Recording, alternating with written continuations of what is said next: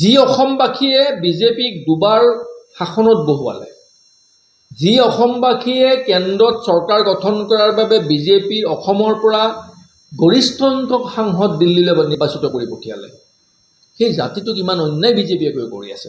BJP চৰকাৰে অসমীয়া জাতিক নিশেষ কৰাৰ বাবে এটা ভয়ানক সিদ্ধান্ত গ্ৰহণ কৰা বুলি ইতিমধ্যে আমি জানিব পাৰিছোঁ। আমি কাখন অসমত প্ৰযোজ্য কৰাৰ ক্ষেত্ৰত আমাৰ দলৰ বিৰোধিতা সদায় আমি বাহাল ৰাখিছিলোঁ। সমগ্ৰ অসমৰ জনসাধাৰণে কাখনৰ বিৰোধিতা কৰিছিল। তৎসত্ত্বেও কাখন কাৰ্যকৰী কৰাৰ বাবে ইতিমধ্যে হিমন্ত বিশ্ব শৰ্মা চৰকাৰে সিদ্ধান্ত গ্ৰহণ কৰিছে।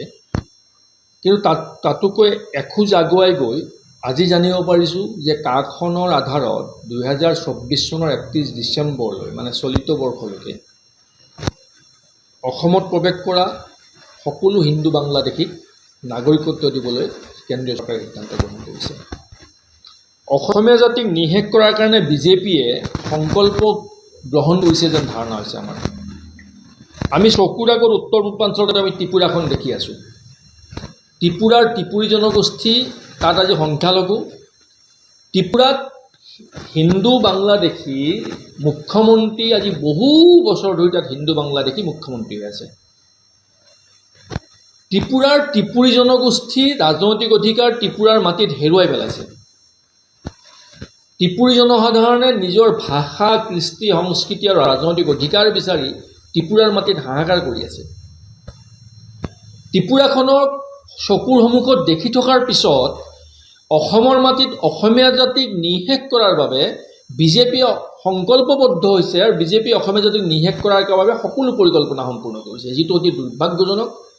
আৰু বিজেপিয়ে আৰু হিমন্ত বিশ্ব শৰ্মা চৰকাৰে অসমীয়া জাতিক কৰা ইমান ডাঙৰ প্ৰতাৰণা আৰু অন্যায়, অসমীয়া জাতিৰ বুৰঞ্জীত এই প্ৰতাৰণা সদায় কলা অধ্যায় লিপিবদ্ধ হৈ যাব। কিয় কৰিছে আমি ধৰিব পৰা নাই। যি অসমবাসীয়ে বিজেপিক দুবাৰ শাসনত বহুৱালে, যি অসমবাসীয়ে কেন্দ্ৰত চৰকাৰ গঠন কৰাৰ বাবে বিজেপিৰ অসমৰ পৰা গৰিষ্ঠ সংখ্যক সাংসদ দিল্লীলৈ নিৰ্বাচিত কৰি পঠিয়ালে, সেই জাতিটোক ইমান অন্যায় বিজেপিয়ে কৰি আছে। জাতিটোক অসমৰ মাটি নিশেষ কৰাৰ ষড়যন্ত্ৰটো স্পষ্টভাৱে কৰি আছে। এইটো স্পষ্ট, ইয়াত কোনো দ্বিমত নাই। এই কাৰ্য কোনো কাৰণতে সমৰ্থনযোগ্য নহয়, কোনো কাৰণতে গ্ৰহণযোগ্য নহয়। আমি সৰ্বশক্তিৰে আমি বিৰোধিতা কৰিম।